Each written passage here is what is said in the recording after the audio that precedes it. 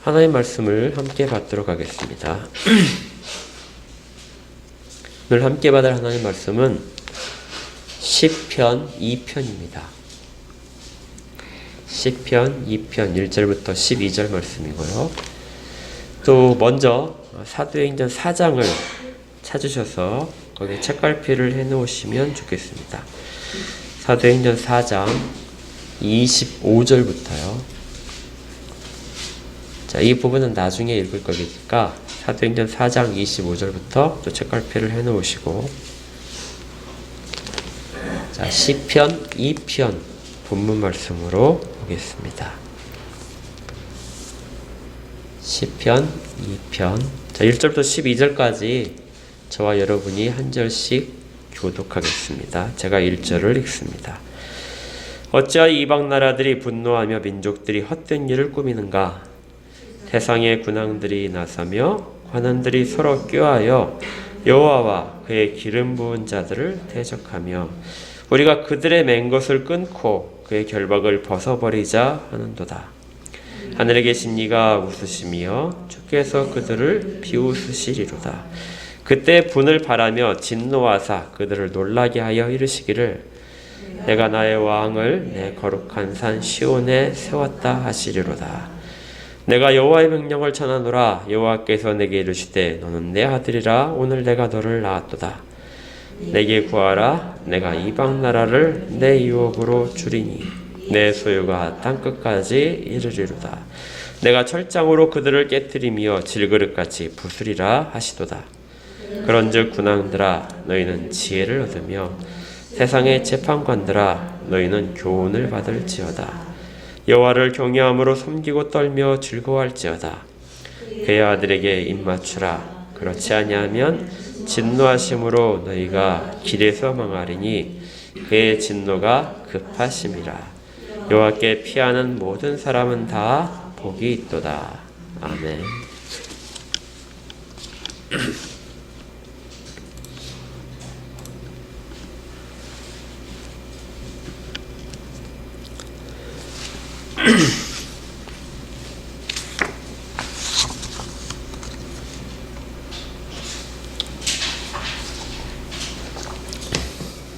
자, 오늘은 시편 2편 말씀을 같이 받겠습니다.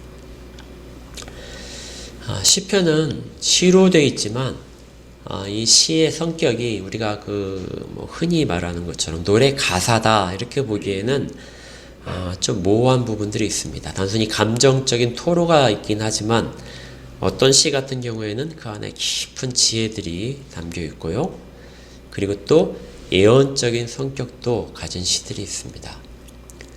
시편 1편 같은 경우에는 잠언을 보듯이 마치 잠언을 보는 것 같은 그런 지혜가 깊이 담겨 있어서 복 있는 사람이 누구인가 하고 그걸 정의하면서 그들의 앞날이 어떻게 될 것인 것까지 이야기를 해주고 있었습니다.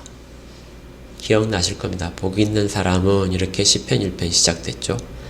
그리고 복 있는 사람은 세상 사람들이 생각하는 것처럼 많이 가진 자, 높은 지위에 오른 자, 또 지혜로운 자가 아니라 악인들의 길에 같이 가지 않는 자, 오직 여호와의 말씀을 즐거워하고 그 율법을 주야로 묵상하는 자, 그리고 이런 자들에게 하나님이 끝까지 생명을 공급하실 것이다 하는 부분이 있었습니다. 생명을 공급받지 못하면 말라져서 바람이 불면 다 흩어지는 겨와 같이 될 것이다. 이것이 시편 1편의 내용이었죠. 시편 2편도 시편 1편과 비슷하게 갑니다. 왜냐하면 시편 2편에 보게 되면 마지막 절 12절에 이렇게 되어 있어요. 여호와께 피하는 모든 사람은 다 복이 있도다. 1편의 1절이 복 있는 사람은 이렇게 하는 사람들은 복이 있도다 하고 이렇게 시작을 했는데 2편의 끝부분이 이렇게 하는 사람은 복이 있다 이렇게 끝나는 것이죠.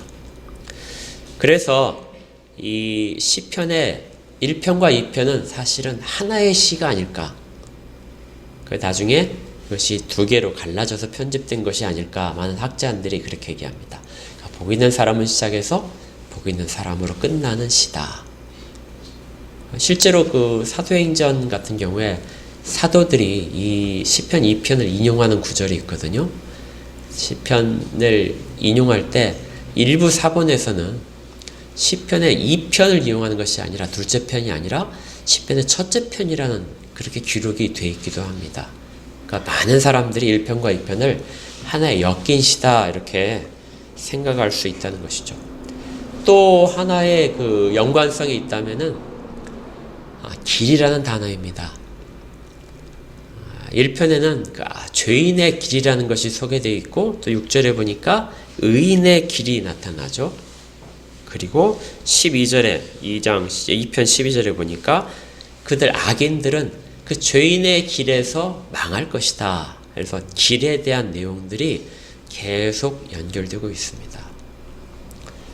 그러니까 길이 끝날 때 망한다는 것이 아니라 그 길 가운데서 망할 것이다. 의인들은 의인의 길에서 열매를 맺을 것이고 죄인들과 악인들은 그 죄인의 길에서 멸망할 것이다. 걷고 있는 중에도 하나님의 진노를 피할 수 없다는 것이죠. 그래서 1편과 2편은 같은 흐름으로 되어 있다고 볼 수 있습니다. 그럼에도 불구하고 약간의 그 차이점이 있어요. 1편은 현재의 모습을 중요시합니다. 현재 그가 하나님의 말씀에 깊이 들어가 있는 자인가, 그리고 그 말씀을 깊이 받고 자기의 삶 가운데, 자기가 지금 걸어가고 있는 길 가운데 그대로 적용을 하고 있는가 하는 부분이 1편의 내용이었다면 2편은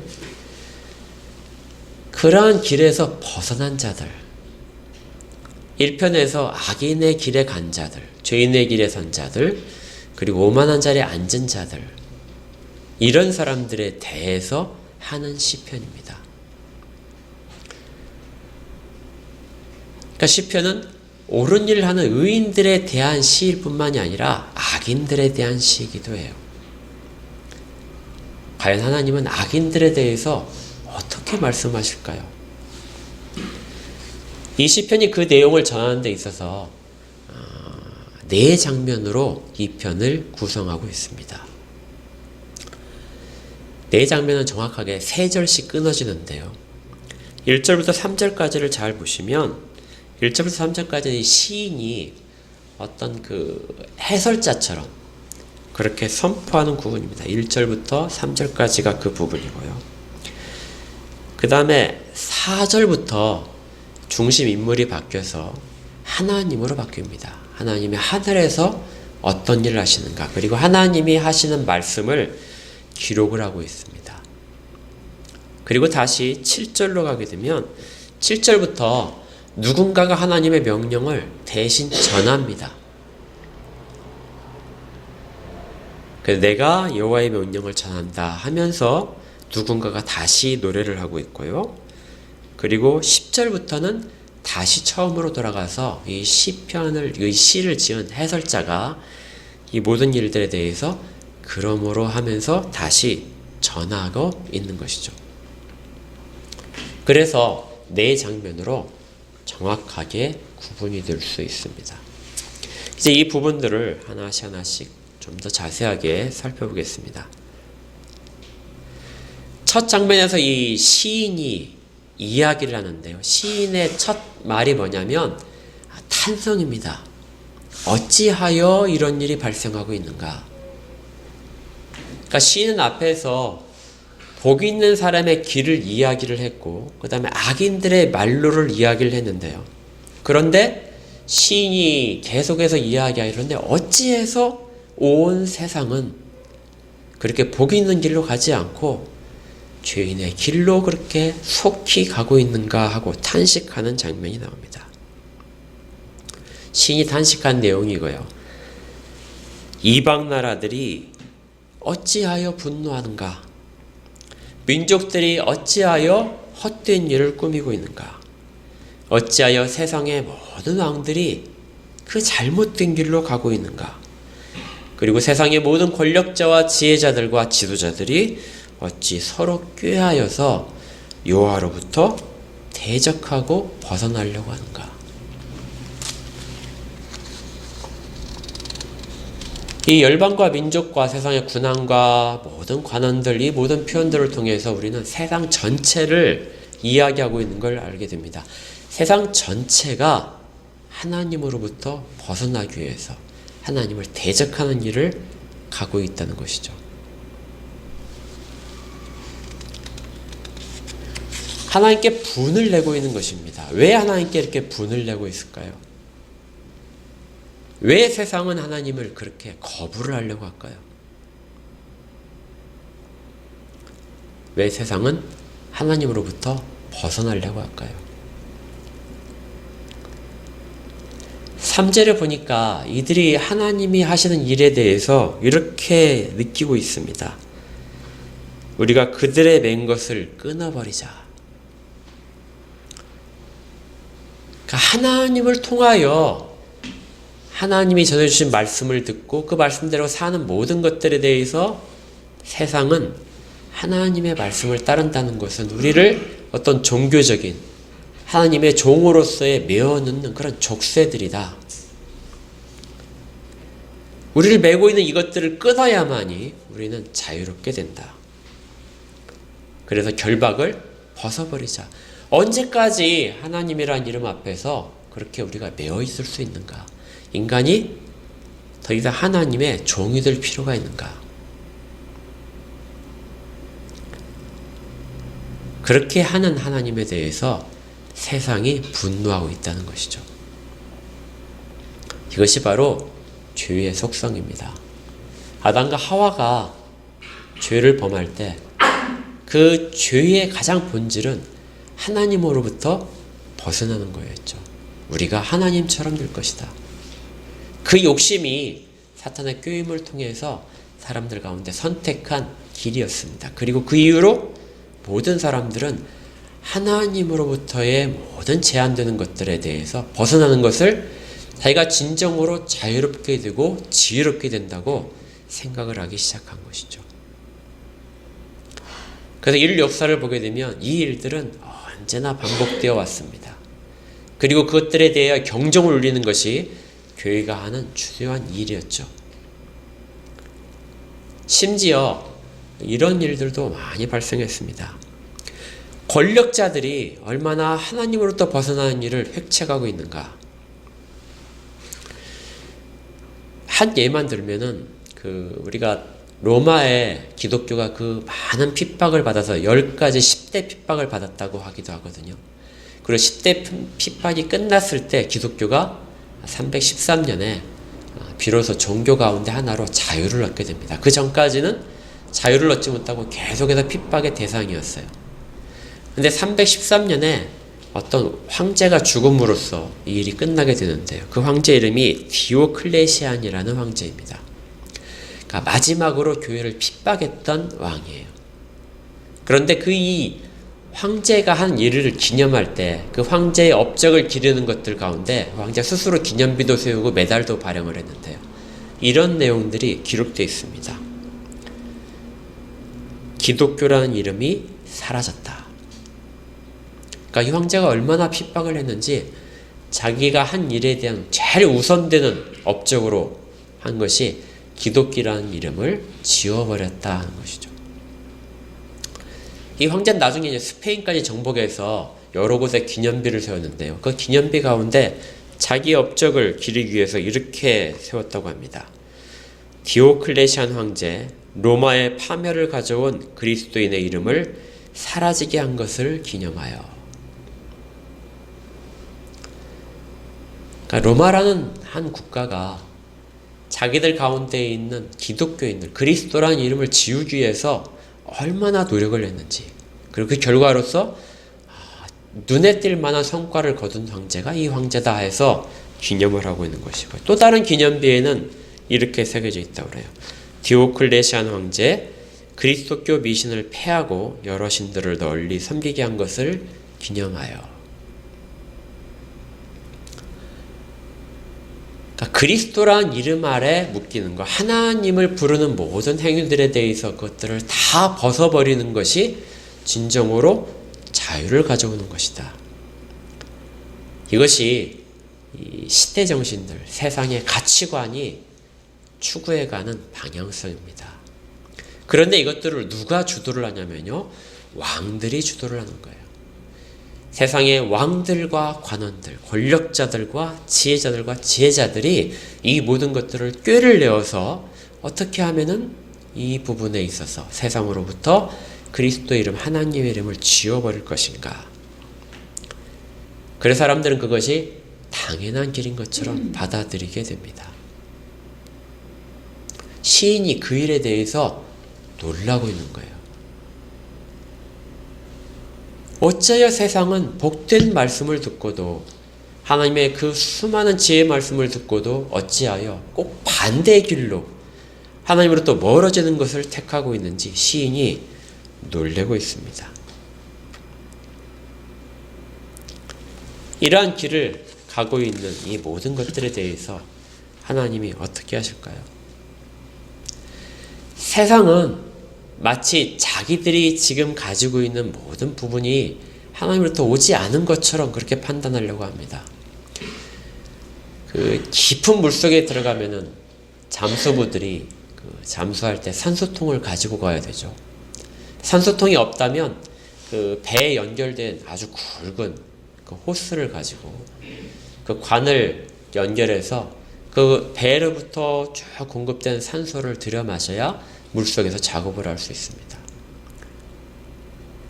그 산소가 공급되어야만이 생명활동을 계속할 수 있는 것이죠. 그런데 물속에는 잠수부가 잠수통이 무겁다고, 자기한테 묶여져 있는 그 줄이 너무 거추장스러워서 자기가 가는데 방해가 된다고 끊어버리면, 벗어버리면 어떻게 될까요? 생명을 공급받지 못하게 되죠. 그런데 지금 이 모든 세상의 지도자들이 하는 것이 바로 이런 작업들이라는 것이죠. 그래서 하나님이 보시기에 4절부터는 이제 하나님이 하늘에서 보시면서 하시는 그런 세상에 대한 반응을 하시는 것이죠. 하나님이 웃으십니다. 이 웃는다는 것은 기뻐하시는 것일까요? 하나님이 비웃으시는 것이죠. 왜 저렇게 어리석은가? 그것이 과연 성공할 것이라고 생각을 하는가? 그들이 하는 것은 반드시 실패할 것인데 결국 자기의 멸망으로 가는 것일 때 그렇게 헛된 것을 왜 계속해서 꾀하고 있는가? 하나님이 비웃으십니다. 시편에만 있는 아주 독특한 표현인데요. 하나님이 세상을 보시고 웃으신다고 표현합니다. 격려와 칭찬과 만족함이 아니고요. 너무나 헛된 것들을 계속해서 하시는 것에 대해서 하나님이 정말 비웃으시는 거예요. 그런데 이 하나님이 하늘에서 세상을 보고 하시는 것은 비웃는 것으로 끝나지 않습니다. 하나님은 이 땅 가운데 사람들이 하는 것을 하늘에서 보고 계신데요. 하늘에서 보시면은 세상의 사람들이 얼마나 하는 것이 사소한 것이고 얼마나 보잘것없는 것인지를 표현하겠죠.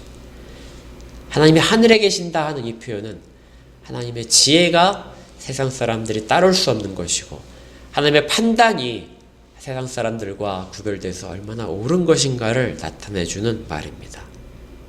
하나님의 초월성을 나타내면서 하나님이 그들을 보시고 말씀하시는 부분들을 더 드러내게 돼요. 하나님은 비웃는 것으로 끝나시는 것이 아니라 진노를 하십니다. 앞에서 세상 사람들이 하나님에 대해 분을 품었다면 5절에 보니까 하나님이 비웃으신 이후에 그때 분을 발하셔서 진노하십니다. 하나님이 진노하신다는 것이죠. 세상에 대해서 언제까지 하나님이 자비로 품고 계실 것인가? 계속해서 사람들은 그걸 원하죠.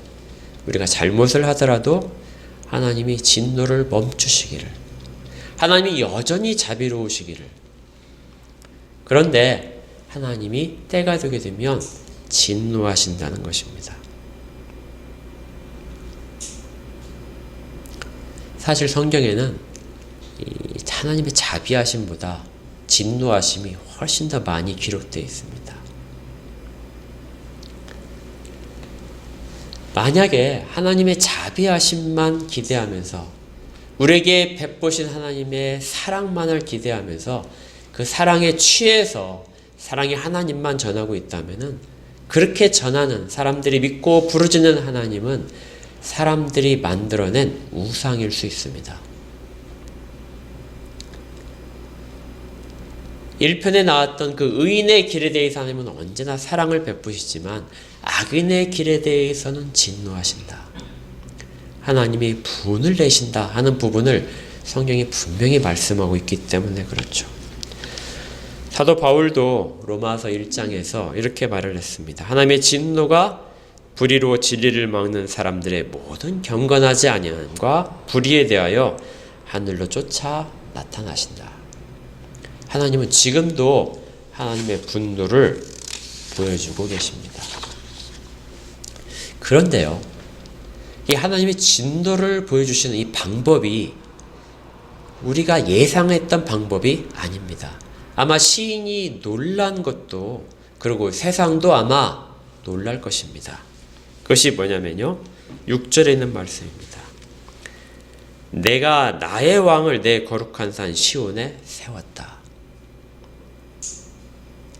하나님이 진노를 이 세상 가운데, 하나님의 노를 이 세상 가운데 보여주시는데, 표현하시는데 그 방법으로서 하시는 것이 뭐냐면요, 나의 왕을, 내가 선택한 왕을 하나를 내 거룩한 산 시온에 세운다.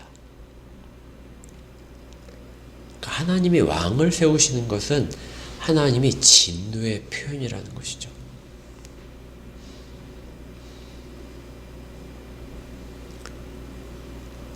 그런데 이 하나님이 세우신 이 왕은 세상에 없던 왕이 아닙니다. 2절에 보니까 하나님이 이 왕을 세우시는데 그 왕은 2절에 이미 이렇게 표현되어 있었어요. 세상의 군환들이 나서며 관원들이 서로 껴하여 여호와와 그의 기름 부음 받은 자를 대적했다. 여기 기름 부음 받은 자가 우리가 말하는 메시아, 그리고 왕의 다른 말입니다. 그러니까 이미 하나님께서 이 땅 가운데 하나님의 복을 선포하도록 왕을 세우셨는데 그 왕에 대해서 사람들이 대적을 하고 멸시하고 쫓아내는 거죠. 아무도 그 왕에 대해서 그 왕의 가치와 권세를 인정하지 않는데, 그래서 죽이기까지 하는데, 그 왕에 대해서 하나님이 이렇게 하시는 것이죠. 내가 나의 왕을 내 거룩한 산 시온에 세웠다. 멸시받던 왕을 하나님이 가장 산중에 높은 산, 모든 것 중에 가장 거룩한 곳에 하나님이 그를 세우신다는 것이고, 그를 통하여 하나님이 하나님의 통치를 하시겠다는 표현입니다. 가장 높은 권세를 세상이 대적하는 그 왕에게 내가 주겠다. 이렇게 세우신 그 왕을 하나님이 세우시자 7절에서부터 그 왕이 이제 선포를 하는 것입니다. 7절부터 9절까지는 그 거룩한 산 시온에 세워진 하나님의 왕이 선포하는 내용이죠. 내가 여호와의 명령을 이제 전한다. 그 왕을 통하여 하나님이 하나님의 분노를 표현을 합니다. 여호와께서 내게 이르셨다. 너는 내 아들이라. 오늘 내가 너를 낳았도다. 내게 구하라. 내가 이방 나라를 내 유업으로 주리니. 유업이라는 것은 기업입니다. 너에게 내 통치의 영역으로 주겠다. 내 소유가 땅끝까지 이를 것이다. 네가 철장으로 그들을 깨트리며 질그릇같이 부술 것이다. 세상 관원들이, 세상의 왕들이 이 기름 부은 자를 대적하여 일어났지만 하나님이 그를 가장 높은 권세를 주고 그의 손을 통하여 모든 자들을 다 깨어 부술 것이다. 진멸할 것이다. 이것이 하나님의 진노의 표현으로 나타날 것인 것을 이 기름 부은 자가 선포를 지금 하는 것이죠. 그래서 다시 10절부터 이 모든 지혜를 선포하는 것들을 대행해서 이제 시편의 시인이 이렇게 이야기를 합니다. 그런즉 군왕들아, 이 어리석은 것들아, 어리석은 일들을 옳다고 계속해서 획책하는 모든 자들아, 여호와로부터의 모든 말씀들을 그 어떤 제안이라고 생각하고 그것들을 벗어버리려고 하는 그런 어리석은 자들아, 너희는 지혜를 얻어라. 이 아들을 통하여 오는 말씀을 들으라. 세상의 재판관들아, 너희는 교훈을 받아라. 여호와를 경외함으로 섬기고 떨며 즐거워하라. 그것을 벗어버리려고 하지 말고 여호와를 경외하고 떨면서, 그 분노 앞에 떨면서, 그 지 앞에 머리를 숙이고 즐거워하라. 결코 그것이 너희들 가운데 족쇄가 아니라는 것을 이야기합니다. 그리고 12절에 그의 아들에게 입맞추라. 이 입맞추라는 단어는 화해를 하는 것입니다. 그들이 지금까지 하나님의 세우신 왕을 대적을 했죠. 그런데 그 대적했던 자리에서 벗어나서 화해를 해라. 그리고 복종의 표시이기도 합니다. 입맞추는데 그 부위에 따라서 내용들이 달라집니다. 발에 입맞추게 되면 자기의 모든 죄를 인정을 하고 복종을 하는 그런 표현으로서 하고요. 손에 입맞추면 존경의 표시이기도 하고, 뺨에 입맞추면 교제의 표시입니다. 이 모든 것들을 다 포함해서 그의 아들에게 입맞추라. 혹시라도 대적하고 있던 자라면 그의 발에 입맞추라.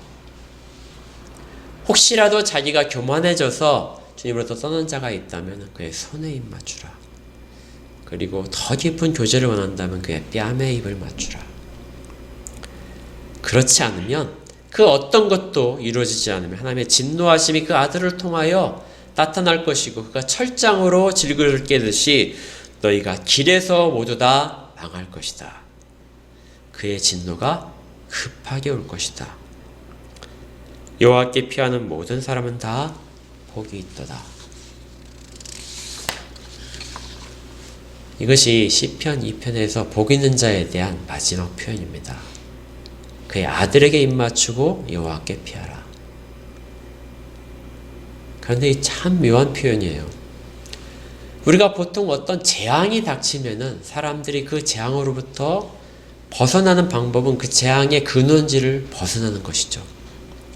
만약에 불이 났다면 불 가운데 뛰어들어서 불을 피하는 사람은 없을 것입니다. 불로부터 멀어져야 되겠죠. 홍수가 난다면 물로부터 멀어져서 높은 곳으로 피해야 됩니다. 그런데 여호와의 진노를 피하는 방법은 여호와를 피하는 것이 아니라 여호와께 가는 거예요. 여호와께 피해야 됩니다. 여호와로부터 피하는 것이 아니라 여호와께 피할 때, 그 진노를 바라시는 하나님 앞으로 다시 나갈 때에만, 그때야만 그 모든 진노로부터 벗어날 수 있습니다. 이것이 복 있는 사람이 받는 교훈이고 지혜죠. 이것을 선택하라 하고 하는 것입니다. 이 편에서 그 악한 자들에게 선포하는 이 말씀의 결론은 여호와께만 피해야 된다. 그것들을 두려워하지 말아라. 그렇다면 이제 이 교훈은 누구를 향한 것일까? 과연 이 시인이 얘기하는 이 기름 부음 받은 자, 나의 아들이라고 선포되는 왕은 과연 누구인가 하는 문제가 이제 우리 가운데 마지막 풀어야 될 내용입니다. 이 시편은 분명히 다윗이 지은 시편이라고 봅니다. 다윗이 왕으로서 세워질 때, 그 왕의 즉위식 때 선포됐던 이러한 시라고도 보고요. 그리고 이후로 다윗의 후손들이 왕으로 오를 때마다 그 왕의 즉위식에서 그 왕을 높이는 즉위에 대한 찬양, 그를 찬양하는 내용으로 그렇게 많이 인정이 됩니다. 그러니까 결국 이 내용들은 다윗을 향한 그런 내용이라고 구약의 백성들은 이해를 했습니다. 그런데 점차적으로 왕들이 즉위할 때마다 이 시를 낭독을 하고 같이 찬양을 하면서 사람들의 생각에 이 기름 부은 자가 단순히 왕이 아니라 메시아실 거라. 메시아를 가리키는 것이다. 메시아는 그리스도죠. 그리스도를 가리키는 찬양으로 조금씩 이해되기 시작했습니다. 그러니까 다윗이 이 찬양은 단순히 이스라엘의 왕에 대한 찬양이 아니라 장차 올 메시아 그리스도에 대한 찬양이라고 생각하고 있었던 것이죠. 그리고 이 찬양은 신약에서 사도들이 이 내용을 인용함으로써 정말 그리스도에 대한 내용이다 하고 인정을 했습니다. 여러분도 지금까지 이 편을 쭉 네 부분의 장면을 쭉 보면서 바로 이해가 되셨을 거예요. 조금이라도 성경에 대해서 깊은 어느 정도 깊이만 가진 지식을 가진 분이라면 이 부분이 바로 우리 주님에 대한 모든 내용들을 포함하고 있다는 것을 깨달을 것입니다. 아니 주님에 대한 내용뿐만 아니라 신약 전체와 그리고 특별히 우리가 지금 계시록을 오후에 성경 공부 시간에 묵상하는데 계시록 전체 내용이 바로 이 시편 1편과 2편의 내용과 연관되어 있다는 것을 바로 알아차리실 수 있었을 것입니다. 하나님이 세우신 왕, 거룩한 산 시온에 세우신 왕, 그리고 너는 내 아들이다. 오늘 내가 너를 낳았도다. 너는 내 아들이다.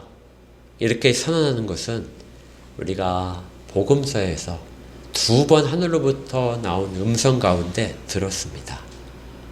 기억나실 겁니다.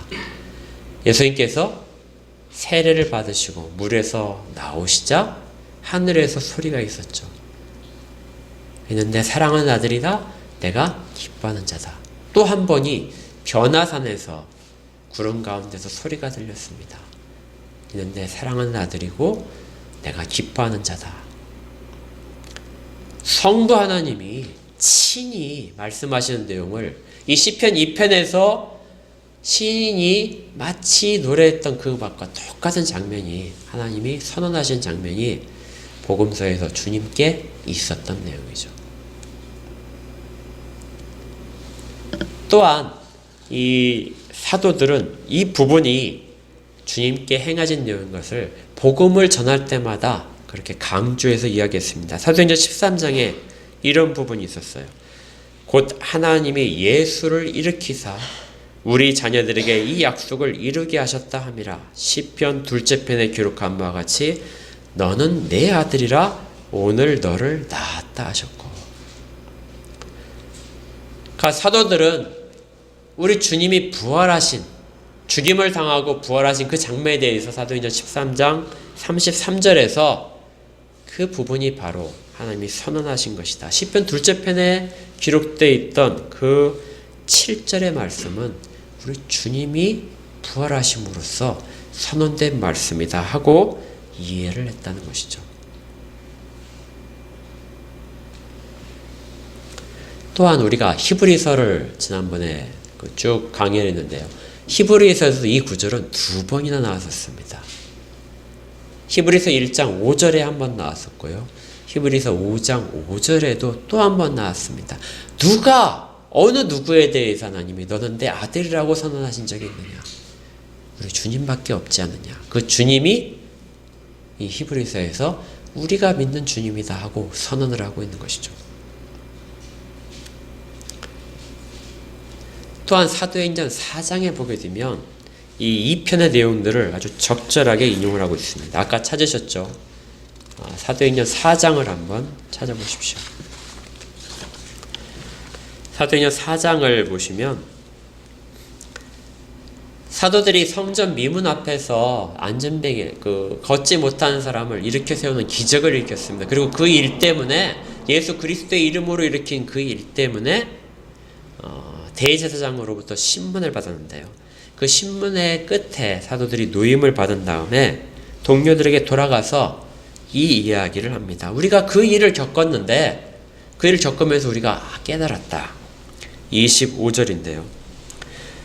또 우리 조상 다윗의 입을 통하여 성령으로 말씀하시기를 어찌하여 열방이 분노하며 족속들이 허사를 겨냥하였는고 세상의 군왕들이 나서며 관리들이 함께 모여 주와 그의 그리스도를 대적하는도다 한 것이 이루어졌습니다 하고 이야기를 합니다.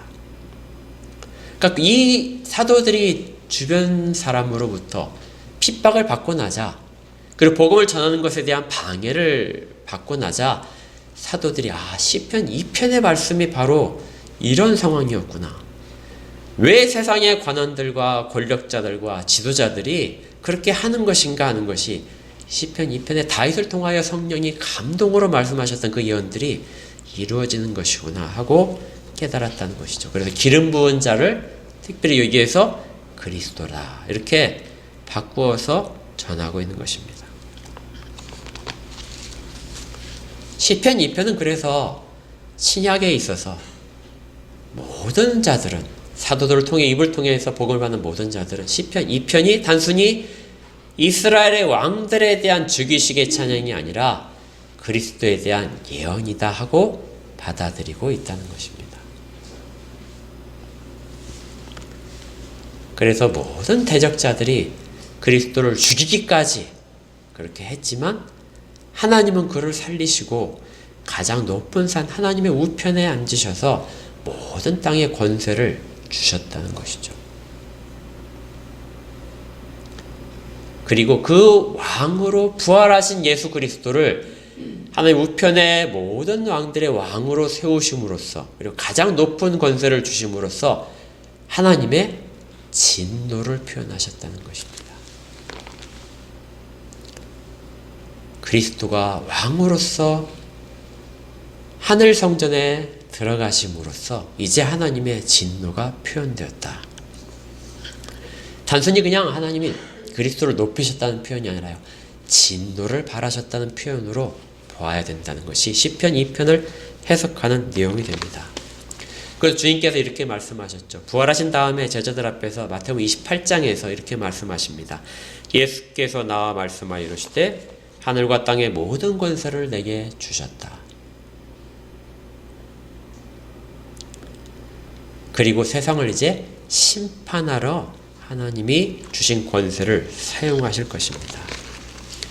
이러한 부분들은 계시록에서도 동일하게 나타납니다. 계시록 5장에 보게 되면 이런 구절이 있었어요. 5장 12절부터 제가 읽어드릴게요.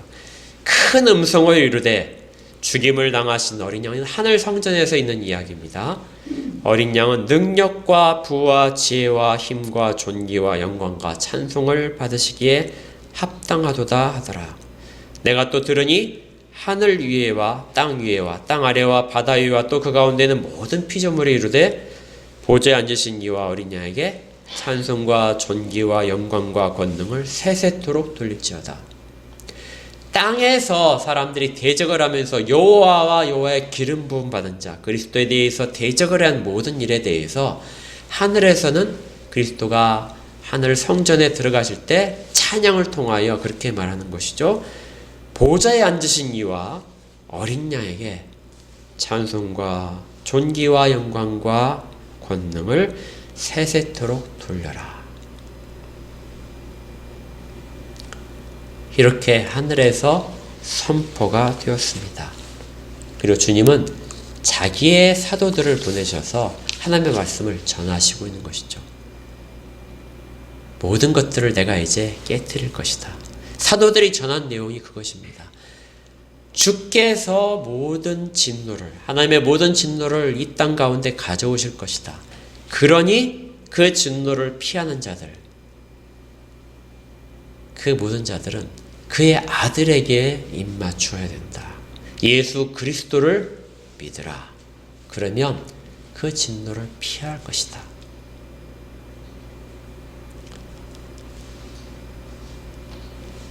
이것을 계속해서 전했던 것이 사도들의 가르침입니다.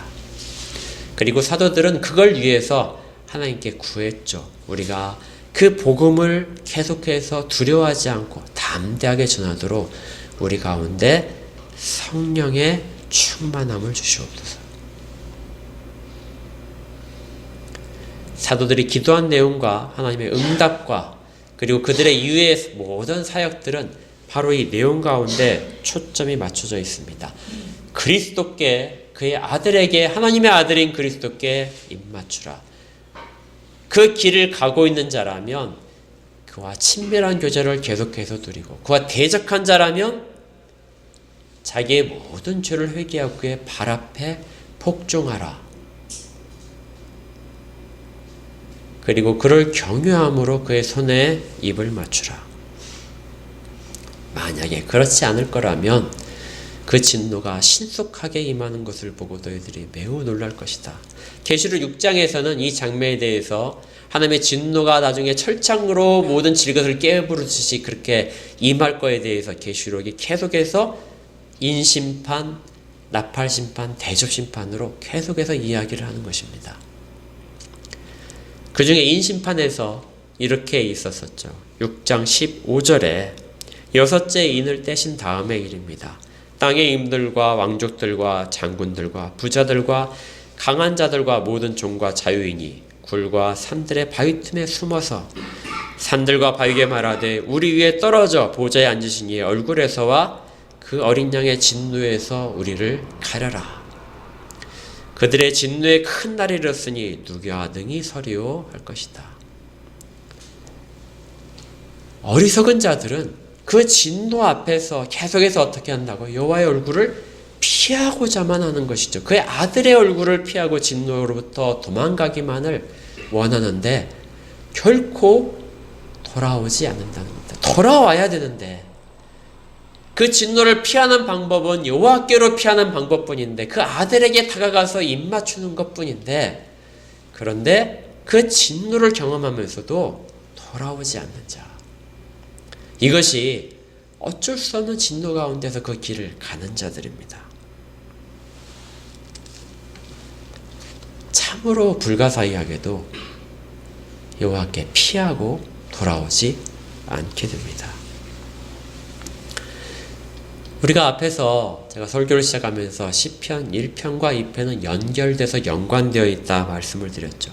복 있는 사람은 시작해서 복 있는 사람으로 끝을 하는데요.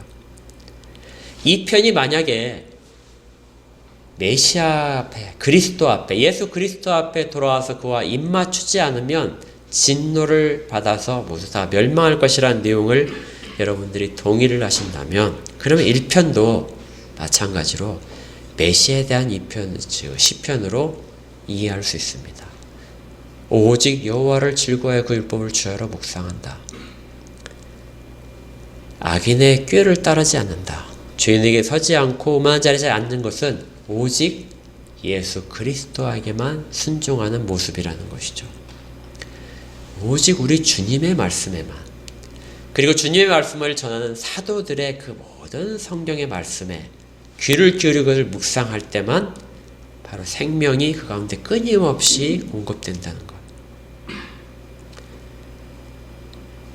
그래서 1편과 2편은 성경의 모든 내용입니다. 성령의 축소판이라고 제가 그 시편을 1편을 얘기하면서 시작을 했었는데요. 시편 1편과 2편은 성령의 모든 내용이 담겨져 있습니다. 또한 계시록의 모든 내용도 담겨져 있어요.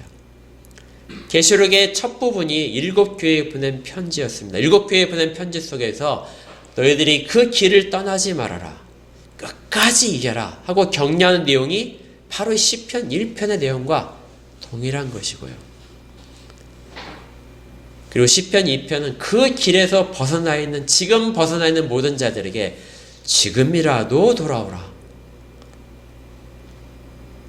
하나님의 진노는 늘 자비와 함께 이루어집니다. 계시록에서 6째 인과 7째 인 사이에 막간이 있었죠. 막간 가운데서 하늘의 일을 보여주듯이 지금 시편 2편도 하늘의 일을 보여줍니다. 하늘의 일을 보여주면서 그 하늘에 이루어진 일을 본다면, 그 말씀을 듣는다면 돌아오라.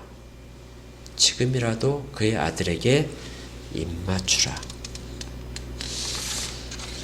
우리는 지금 어느 부분에 있을까요? 만약에 시편 1편 가운데 있는 그 복된 길, 복된 길이 두 가지가 지금 제시가 되고 있는데 복된 길 첫 번째 시편 1편에 있다면 정말 복된 사람입니다. 주의 말씀을 지금도 늘 기억하며 그 말씀 가운데 살고 있다면 뒤편의 2편의 모든 진노에 대한 내용은 사실은 해당이 없습니다. 1편 가운데 있는 사람들은 복된 사람입니다. 그런데 혹시 1편 가운데 있지 않은 사람이 있다면, 그래서 2편의 말씀에 그 진노의 말씀을 듣게 된다면 그 진노의 말씀을 들은 즉시 돌아오는 자가 복된 사람입니다. 이 두 가지 모두가 다 사실은 다 복된 자들이에요. 그런데 그렇게 하지 않는다면, 현재도 그렇고 앞으로도 돌아오지 않는다면 그는 정말로 신속하게 급하게 임하는 진노 가운데서 멸망할 것입니다. 하나님은 예수 그리스도를 살리시고 그리고 그를 가장 높은 권세를 주셨습니다. 그리고 그것을 깨닫는 모든 자들에게 하나님이 얼마나 세상의 대적 가운데서 진노 계심을 보여주고 있는 것이고요. 또한 마지막 그 진노를 피할 수 있는 방법을 길을 열어주신 것이기도 합니다. 하나님의 진노는 늘 모든 사람에 대한 긍휼과 자비와 사랑 가운데 우리 가운데 주어집니다. 어떤 길을 선택하느냐? 시편이 그 내용을 이야기를 하고 있습니다. 1편에 있는 내용도 지혜의 내용이고요. 2편 가운데서 그 진노 가운데서 길을 발견하는, 사는 길을 발견하는 것도 지혜로운 것입니다. 분명한 지혜, 이 지혜를 깨닫는 것이 바로 복이 있는 사람들입니다. 우리 모두가 다 복 있는 사람이 다 되기를 소원하고요. 또 이 설교를 듣고 있고 이 자리에 있지 않는 모든 분들도 다 그 복 있는 길을 선택하기를 원합니다. 이것이 바로 성경이, 하나님의 말씀이 우리 가운데 지금도 성령의 감동으로 전해주고 있는 내용입니다. 진실된 복을 다 소유하기를 주의 이름으로 축복합니다. 함께 기도하겠습니다. 하나님, 감사합니다. 정말 복된 길, 저희들 앞에 놓여 있고 다시금 돌아보게 됩니다. 시편 1편과 2편에서 정말 우리가 걷고 있는 길이 어떤 길인가? 정말 의인의 길인가? 아니면 죄인의 길인가? 심판받을 길인가? 아니면 보호하신 가운데 걷는 길인가를 저희들이 다시금 돌아보게 하시고, 혹시라도 죄인의 길에 선 부분이 있다면은 예수 그리스도께 입맞춤을 통하여 주와 화해하고 주를 경배하고 주와 깊은 교제 가운데 들어가게 하여 주시옵소서. 진정 복 있는 자가 되기를 소원합니다. 예수 그리스도 이름으로 기도합니다. 아멘.